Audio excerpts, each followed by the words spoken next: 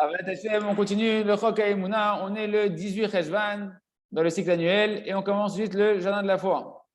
En Hashemim, il n'y a pas de coupable. Dans tes souffrances, il n'y a pas de coupable. Ne cherche pas de coupable, il n'y en a pas. Il n'y a pas de plus grande erreur, nous dit le Rav, que de culpabiliser les autres de ta souffrance. Culpabiliser ta femme, culpabiliser ton associé, culpabiliser ton ami, culpabiliser ton Etserara, d'accord? Dès qu'un homme, il se met à culpabiliser, à accuser, voilà, le mot c'est accuser, à accuser quelqu'un de ses souffrances, peu importe qui tu veux accuser, eh bien c'est un grand défaut, une grande entorse que l'on fait dans la émouna, dans la foi. Et qu'est-ce que ça va entraîner? Le fait que c'est un manquement dans sa émouna, ça va entraîner que Dieu nous en préserve, que Hachem Idbarach, il va retirer sa Hashgacha, sa providence divine de cette personne-là qui est en train d'accuser quelqu'un d'autre. Et que Dieu nous en préserve, il peut même remettre cette personne-là dans les mains de la personne qu'il est en train d'accuser. C'est-à-dire, plus tu vas accuser une personne de ton malheur, et plus Hachem va te laisser entre les mains de la personne que tu crois qui a un pouvoir sur toi. Qu'est-ce qui se passe dans la tête de celui qui, dans son cœur, il pense qu'il y a quelqu'un qui l'accuse? Il peut avoir plusieurs pensées en fonction de différentes situations. Dans une situation dans laquelle il sait qu'il n'a pas tellement d'emprise sur celui qui est en train de lui faire une souffrance, par exemple, lorsqu'il y a des problèmes avec la banque, avec les juges, avec la police, etc. Alors, qu'est-ce qui se passe? Comme il sait qu'il n'a pas d'emprise sur ça, eh bien, cette personne-là va commencer à tomber dans une dépression, elle va se désespérer. Et Dieu nous en préserve si les problèmes sont graves. Des fois, les personnes sont tellement désespérées, ils pensent tellement qu'il n'y a rien à faire. Il est en face d'une puissance trop forte sur qui il ne peut pas influencer, qu'il a oublié que tout c'est Hachem. Eh bien, une personne elle peut arriver à se suicider, que Dieu nous en préserve. Pourquoi? Parce que cette personne-là, elle pense que dans cette situation-là, Hachem Idbarach, que Dieu nous en préserve, eh bien, il pense qu'il ne peut pas l'aider. Et si maintenant, dans une autre situation, c'est la personne qui lui fait une souffrance, c'est une personne dommage comme lui, par exemple sa femme, son voisin, son associé, sa belle-mère, d'accord? Alors, toute la journée et toute la nuit, tant qu'il souffre, cette personne-là, il est en train de réfléchir. Qu'est-ce que je peux faire pour l'empêcher de me faire du mal à cette personne-là? Peut-être je vais lui envoyer telle personne qui va l'influencer, peut-être je vais me venger de lui, peut-être je vais lui faire ça et ça, ou je vais lui envoyer des mauvais types qui vont lui faire comprendre que ce qu'il fait, c'est pas bien. Et qui toujours, une personne, elle peut arriver à ne pas réussir à dormir, avoir une âme qui est tourmentée constamment et qui pense sans cesse aux personnes qui sont en train de lui faire du mal. Alors qu'il n'a pas compris que ça, c'est que des bâtons entre les mains d'Akadosh Baruch Hu. Et une personne, elle peut arriver à des situations très basses où elle va commencer à tomber dans la flatterie, elle va tomber dans la colère, dans de la cruauté, et des fois dans de la haine, dans de la vengeance, que Dieu nous en préserve. Et il peut même en arriver à lui-même après provoquer des souffrances ou un dommage à la personne qui pense qu'il est la cause de sa souffrance. D'accord? Et donc, qu'est-ce qu'il fait? C'est-à-dire qu'à la base, il était persécuté. Il était persécuté par une personne, d'après lui. Et maintenant, il devient le persécuteur. Il aura me dire, oh, il est malheur à l'âme de celui qui commence maintenant à vouloir faire du mal à celui qui pense qu'il est l'objet de son malheur. Parce que à cause de ça, tu réveilles la colère divine sur toi. Et on va tout, parce que tu n'as pas le droit de faire du tsar à qui que ce soit, tu n'as pas le droit de faire de la souffrance à qui que ce soit. Celui qui te fait de la souffrance, c'est envoyé par Kadosh Baruch Hu, il va rendre des comptes comme on a vu hier. Mais toi, tu n'as pas le droit de rendre les coups. Tu n'es pas là pour donner des souffrances à une autre personne. Et Chad Shalom, ça risque d'ouvrir dans le ciel d'autres comptes, un nouveau compte, d'accord, que tu es en train d'ouvrir. On t'a déjà envoyé des souffrances, on avait déjà un compte avec toi. Et toi, tu réponds à ces souffrances par faire de la souffrance à l'autre, ça va ouvrir un autre compte que Dieu nous en préserve, qui peut t'amener encore d'autres souffrances, Hachem Ishmor. Donc, combien il faut faire attention de travailler sa Emouna, chez Shrak Kadosh Baruch Hu, et qu'il n'y a personne qui peut influencer sur ma vie, si ce n'est Kadosh Baruch Hu, ni me faire du bien, ni me faire du mal, hormis Kadosh Baruch Hu. Et ma seule solution, c'est la tchouva, c'est la tfila, la tachem. On continue avec le jardin des louanges. Chez l'onedam itzarot, que l'on ne connaisse pas de souffrance. Inevadai, c'est évident que ceux qui ont bien étudié avec nous les pages qu'on a lues précédemment, on a vu que Rabbeinu, dans la Torah 65, nous a dit que dans toutes les souffrances, dans tous les malheurs et les souffrances qu'un homme il a, chazve shalom, que Dieu nous en préserve. Et là, le Rav dit, si tu lis bien, tu dis, mais attends, d'après ce qu'on a expliqué, pourquoi tu dis chazve shalom, que Dieu nous en préserve les souffrances? Tu me dis que les souffrances, c'est une grande bonté d'Akadosh Baruch Hu en réalité. Alors pourquoi tu me dis chazve shalom, que Dieu nous en préserve? Alors la réponse à ça, c'est qu'en réalité, tout le but des souffrances, c'est de réveiller l'homme à pouvoir connaître, à apprendre à connaître Hachem, à apprendre à connaître Akadosh Baruch Hu. Et c'est évident que c'est mieux pour Akadosh Baruch Hu. C'est des milliards de fois plus agréable pour Akadosh Baruch Hu de voir qu'un homme, un de ses enfants, par son propre libre arbitre, il va étudier et prier pour mériter de connaître Akadosh Baruch Hu. sans qu'on ait eu besoin de lui envoyer des souffrances. C'est ça qu'Hachem il veut. Il ne veut pas t'envoyer des souffrances à Kadosh Baruch Hu, mais il te les envoie pour le connaître. Mais il préfère que tu apprennes par toi-même à le connaître. À travers l'étude de la Torah, à travers la Tfila, en étudiant le Chok HaEmuna. Lorsqu'Hachem il voit qu'un homme il ne se réveille pas de lui-même, alors bien que ça fait beaucoup de peine à Kadosh Baruch Hu, qui souffre à Kadosh Baruch Hu de devoir te faire des souffrances, comme c'est marqué, Bechol Tzaratam Lotzar, dans toutes tes souffrances, Hachem il souffre plus que toi. Mais malgré tout, bien qu'il souffre Hachem de devoir t'envoyer des souffrances, pour ton bien, il se sacrifie à Kadosh Baruch Hu. Il se fait souffrir à Kadosh Baruch Hu et il t'envoie des souffrances pour te réveiller. Et si on veut affiner encore plus, écoutez bien pour comprendre pourquoi il dit Chas Shalom. Parce que Béhémet, de quelle souffrance Akadosh Baruch Hu il souffre avec nous? Sur la souffrance qu'un homme, c'est profond ce qu'on est en train de dire, concentrez-vous bien, c'est sur la souffrance qu'un homme il pense qu'il a. C'est-à-dire que lorsqu'une personne il commence à avoir un problème dans sa vie, eh ben, un homme il appelle ça une tsara, une détresse, une souffrance. Et Hachem, c'est ça qu'il a de la peine, c'est que lui pense qu'il est vraiment dans une véritable souffrance, dans un véritable problème. Parce que cette souffrance que tu appelles toi une souffrance, aux yeux d'Akadosh Baruch Hu, c'est Hachem qui te l'a envoyé, il te l'a envoyé pour ton bien éternel. Et Béhémet, il n'y a pas de mal dans ce monde du tout. Donc Akadosh Baruch Hu, sur quoi il souffre quand toi tu souffres, quand il t'envoie une souffrance? Eh bien, il souffre sur la véritable souffrance, la véritable détresse, le véritable malheur qu'il y a sur cet homme-là. C'est qu'il lui manque de la connaissance d'Hachem, qu'il n'a pas la foi que tout est pour le bien, que c'est à cause de ça qu'il souffre, c'est parce qu'il ne sent pas que c'est pour son bien, donc il souffre à cause de ça. Parce que la seule souffrance qu'il peut y avoir sur un homme, c'est que le manque de connaissance d'Hachem, que tout est pour le bien. C'est que le fait qu'un homme n'a pas la foi que tout est pour le bien. C'est à cause de ça qu'il souffre, comme on a expliqué au-dessus. Et sur ça, Kadosh Baruch Hu, il souffre avec toi. Que tu crois que tu es un mesquine, que tu souffres pour rien, qu'on t'envoie des problèmes, alors que tu ne vois pas qu'on te fait que des tovot. Hachem, il souffre de la souffrance qu'on n'a pas de date, qu'on n'a pas la conscience qu'il n'y a pas de mal et que tout est pour le bien. Et c'est ça, ce que Rabbi Nachman, Rabbeinu Akadosh, il a écrit. Inistakel Adam à la tachlit ainu kavanat Hachem itbarach. Si un homme il regardait véritablement le but de chaque chose, c'est-à-dire l'intention d'Hachem qui se cache dans chaque chose, Inistakel basechesh el bechol davar, de voir l'intention d'Hachem qui se cache dans chaque chose, que tout est pour le bien véritablement. On voit bien des paroles de Rabbeinu Akadosh Kedoshim, que le tachlit, que le but qu'un homme doit regarder pour ne pas avoir de souffrance, en fait, c'est l'intention d'Akadosh Baruch Hu dans chaque chose qu'il nous envoie dans notre vie, et même dans les souffrances qu'il nous envoie. Et c'est quoi l'intention d'Akadosh Baruch Hu dans chaque chose qu'il nous envoie? C'est uniquement pour notre bien. L'intention qui se cache dans chaque élément de ma vie, c'est uniquement qu'Hachem, il veut me faire du bien. Il veut me réveiller bitchouva. Il veut me réveiller au repentir. Il veut me réparer des fautes que j'ai oubliées, que je dois les réparer. Et un homme qui se met à parler à Hachem et à demander à Akadosh Baruch Hu de le connaître, eh ben, il va comprendre ce sechel-là, cet intellect qu'on est en train de parler ici. Et il va se mettre à remercier Akadosh Baruch Hu. Toda rabba lecha Hashem itbarach. Merci Hachem pour ce coup que tu m'as envoyé qui me réveille. Ce coup qui me réveille à me rapprocher de toi. Parce que si on a compris que le but c'est de se rapprocher d'Akadosh Baruch Hu, alors on remercie Akadosh Baruch Hu quand il nous réveille, nous rapprocher de lui. L'ilmod et Tatov, va prendre le bien. Et Rabbeinu, il écrit encore Rabbeinu Akadosh. Au Béhémet, véritablement, il n'y a pas de mal dans ce monde. C'est les mots de Rabbeinu dans la Torah 65. En shumra ba'olam. Il n'y a pas de mal dans ce monde du tout. Rakulotov. Ce monde, il est que tov. Simplement, c'est à l'aise, tu vois, avec les yeux d'Hachem. Alors, qu'est-ce qu'il y a? L'essentiel des souffrances qu'un homme il a, du ressenti désagréable qu'un homme il a, des souffrances qu'il traverse, que Dieu nous en préserve, c'est uniquement parce qu'on lui a enlevé cette conscience qu'il n'y a pas de mal et que tout est pour le bien. Rabbeinu nous écrit que toutes les souffrances, en fait, c'est uniquement parce qu'on retire à un homme sa conscience, la conscience d'Hachem. On lui retire la possibilité de regarder le but, où là-bas, tout est pour le bien. Et à cause de ça, qu'on lui a retiré cette conscience-là, il commence à se sentir des souffrances et une détresse. Parce que lorsqu'un homme il a du da'at, cette connaissance-là, et qu'il voit le but de chaque chose, il ne ressent aucune souffrance, peu importe ce qu'il traverse. Et ça, on le voit concrètement, que celui qui va avec les diskim, les CD que le Rav il a fait sur le remerciement, les livres du Rav Arouche, les livres de Emouna, eh bien, on voit que cette personne-là reçoit de la conscience d'Hachem. Elle a la foi que tout est pour le bien et ça lui donne des armes pour pouvoir traverser les épreuves de la vie avec le sourire. Comme il y a une des femmes qui est venue voir le Rav et qui lui a dit, vous savez, sans vos CD, je me serais suicidé, Rav.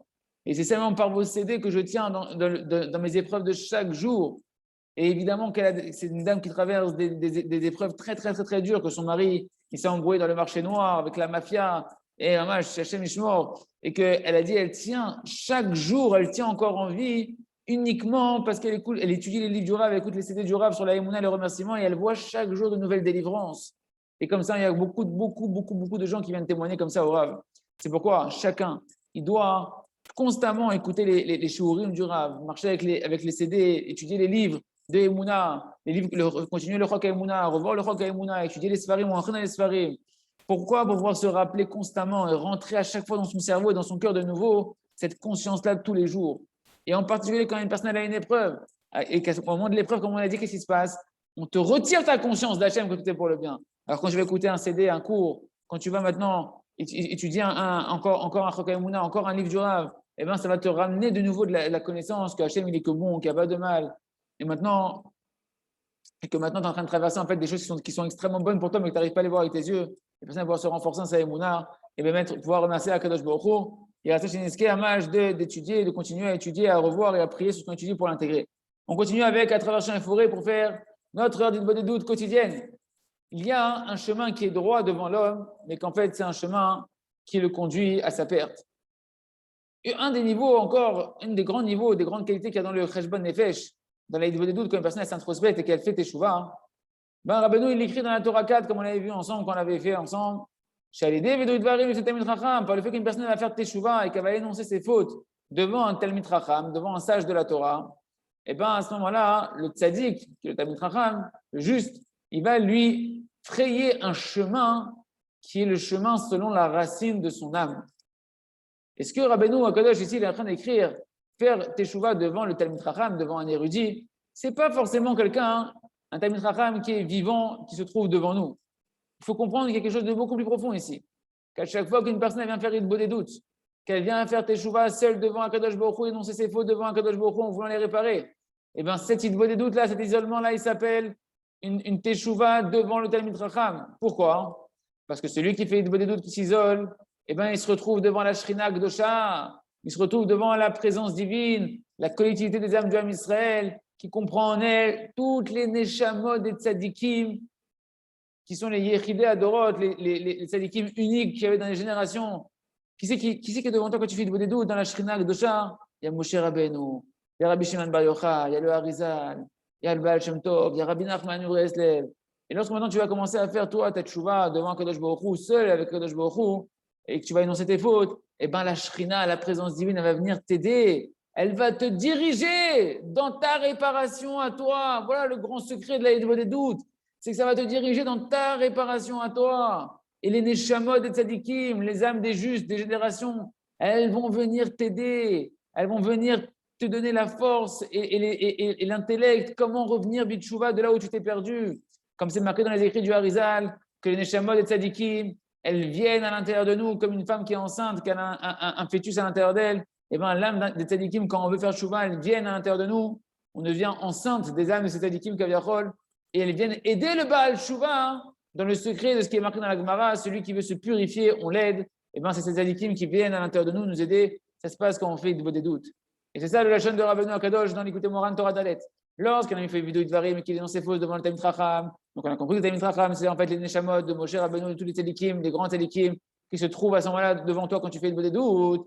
Et bien, les tzadikim qui sont là, ils vont commencer à te frayer un chemin qui est droit, direct, en fonction de la racine de ton âme pour ta réparation. Et c'est ça que c'est marqué quand tu arrives devant le Talmid Chacham, quand tu es arrivé les parachats de Rachim, à un croisement dans ta vie, d'accord? Ramim, ils ont dit là-bas dans ma Masechet Sota, c'est quoi le croisement dans ta vie? Là où il faut une indication pour savoir s'il faut aller à droite ou à gauche, c'est quoi le bon chemin, c'est quoi ma bonne destination, c'est quoi mon tikkun?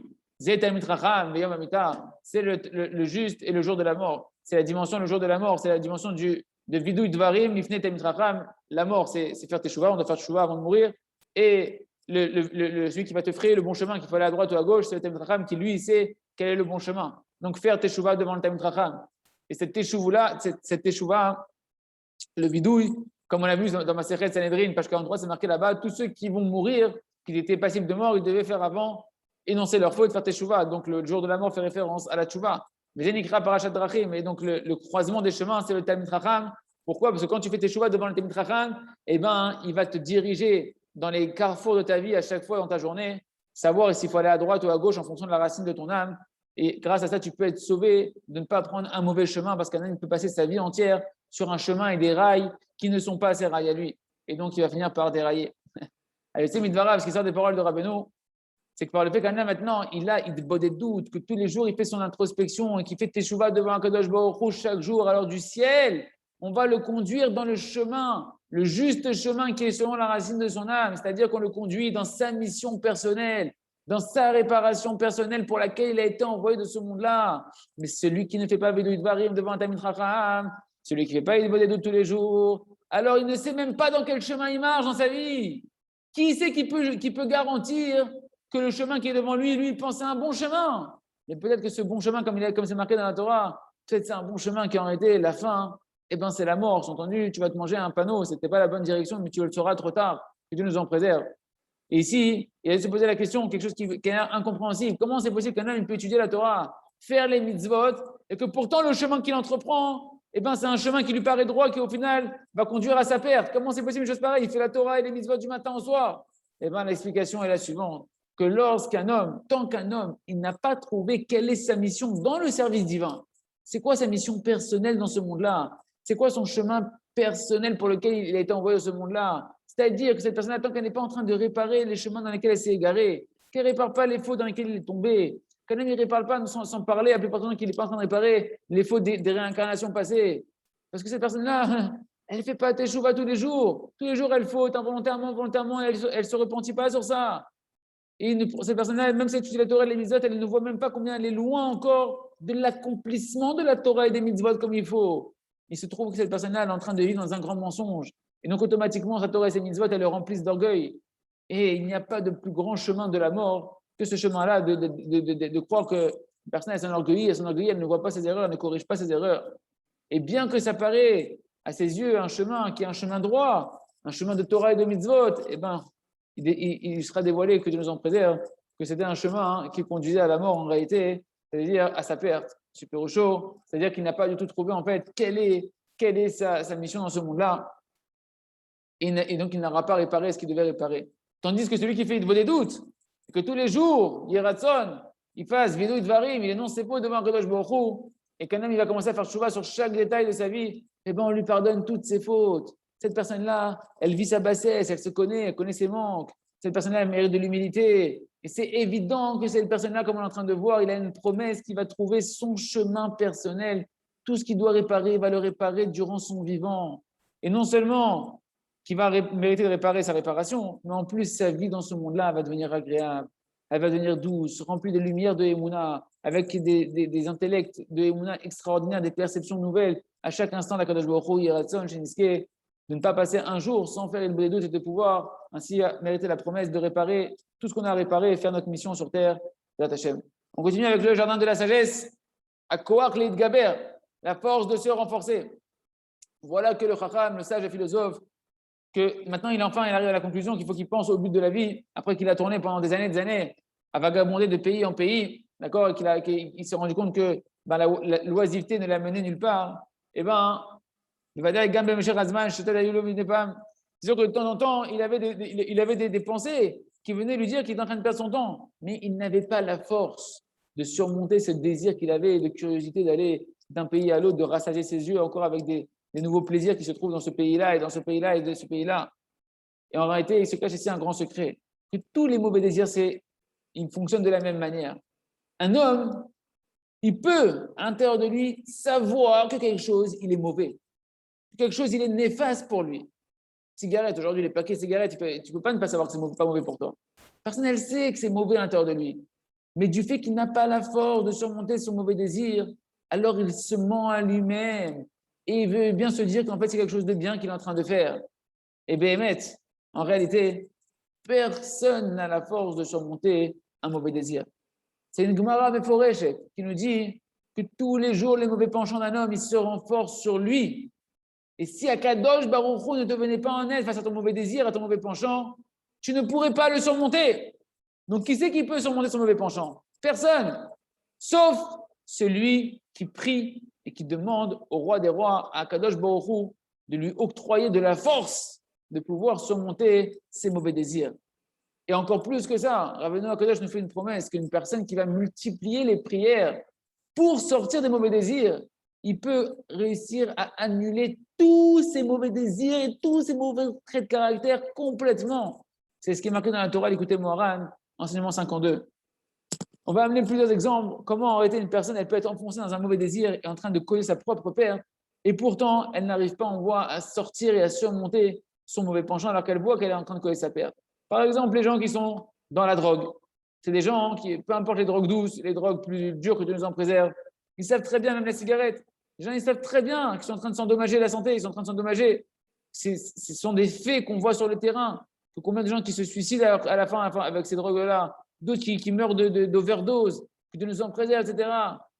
Et même, jusqu'à ce qu'ils, même s'ils ne sont pas encore morts, d'accord, les personnes, ils ne meurent pas, d'accord, mais durant leur vivant, c'est des morts vivants. Ils n'arrivent pas à se contrôler et à surmonter leur mauvais penchant. Encore d'autres personnes, ceux qui sont dans la débilité du mauvais désir, de regarder des films abominables, des films pornographiques, d'accord, que c'est quelque chose de terrible, que c'est quelque chose qui est, en réalité, sont en train de prendre la plus belle chose qui existe au monde, qui est le lien entre un homme et une femme, et ils en ont fait toute une saleté et une porcherie, d'accord. Et ces gens-là, on voit clairement qu'ils sont qu'en train de se rendre de plus en plus fous. Ils se rentrent à l'intérieur d'eux-mêmes des désirs imaginaires et véritablement, ils sont en train de perdre toute leur vitalité, toute leur joie de vivre. Ils deviennent comme des fous. Comme Rabbeinu Akadosh, il a dit, Rabbi Nachman de Breslev, il a dit que les Mishugaïm, les fous, ils viennent de la débauche, Et ils n'arrivent même pas à construire. Ils voient, la personne, elle voit qu'elle n'arrive pas à construire un lien avec sa femme. Il n'arrive pas à avoir de véritable lien avec sa femme. Et tellement de souffrances, tellement de punitions qui tombent sur ces personnes-là. Parce que Dieu, il a débauche. Et même d'après l'intellect droit de ce monde-là, il n'y a pas de chose plus abominable et plus maladif que de voir de se rendre fou, avoir des images de débauche. Tu restes devant une image, devant un bout de plastique et tu te mets à une personne à devenir fou, un vrai fou furieux. C'est un bout de plastique, une personne est partie de n'importe où. Et malgré tout, on voit qu'elle n'arrive pas, la personne, à surmonter son Yetzirah. Ou encore d'autres personnes qui sont enfoncées durant leur vie à vouloir encore accumuler de l'argent et encore de l'argent. Et ces personnes-là, elles-mêmes, elles témoignent qu'elles n'ont pas le temps pour vivre. Elles sont constamment en train de courir après l'argent.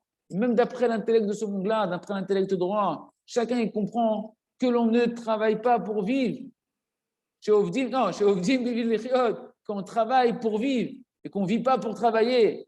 Tu as fait de ton travail ta vie. Non, pas du tout. On travaille pour vivre. Il faut que tu prennes le temps de vivre. Et malgré tout, tu vois qu'ils n'ont pas le temps, ils n'ont pas la force de surmonter leurs mauvais désirs, Yerason. Que l'on comprenne que, effectivement, chacun a ses tavotes, il a ses mauvais désirs, qu'on ne peut pas les surmonter. Mais il y a un remède, et le seul remède, c'est de se tourner en tefila vers Akadosh Baruch Hu, car c'est le seul qui peut nous donner la force de pouvoir surmonter notre mauvais penchant. Yerason Shenskel Ekolze, on continue avec le livre Or Hadash, Tofa Atika Mukeret, c'est quelque chose d'ancien, qui est quelque chose qui est connu. Donc, vous vous rappelez, on était en train le Rav raconter une histoire un petit peu de deux élèves qui venaient à ses shiurim et qu'il y en a un qui a complètement changé avec des changements extraordinaires et l'autre qui ne changeait pas. Et le Rav s'interroge de dire quel est le secret qui fait que deux personnes ils peuvent étudier la même chose, venir au même cours de Torah et un il change de manière extraordinaire et l'autre il ne change pas. Donc, il a dit le Rav, je ne suis pas le premier à avoir mis mon attention sur ce problème-là, cette énigme-là. Et déjà, on voit dans les Pirkei Avot que nos Chachamim, ils se sont déjà interrogés là-dessus. Dans le Pérec 5, dans le chapitre 5 de Pirkei Avot, il dit là-bas, le Tana, il y a 4 qualités dans ceux qui vont au Beth Midrash, 4 types de personnes qui vont au Beth Midrash. Il y en a un qui va au Beth Midrash et il ne fait rien là-bas. Il a le mérite d'avoir été dans ses mains. Il a fait le mérite d'y aller. Oseven Oler, il étudie, mais il ne va pas au Beth Midrash. Ben, il a au moins le mérite d'avoir fait dans ses mains. Il y a celui qui va, et que quand il va au Beth Midrash, il étudie aussi la Torah, celui-là, il est chassid, il a tout gagné. Et il y a celui qui ne va pas et qui ne fait pas, celui-là, il est rachat. La Mishnah continue. Il y a 4 types, 4 mesures dans ceux qui se tiennent devant des Talmidei Chachamim, devant des Rabbanim, des Talmidei Chachamim qui nous enseignent la Torah. 4 types d'élèves. Il y a celui qui est comme une éponge, d'accord. Il y a celui qui va déverser, il y a celui qui va garder, et il y a celui qui va tamiser. Sfog, Shehu, Sofeg et Takol, celui qui est une éponge, celui qui va tout absorber. Mashper, c'est celui qui va maintenant Marnis Bezo, Motzi Bezo, il rentre à l'intérieur de lui et il redonne comme il redéverse chez les autres.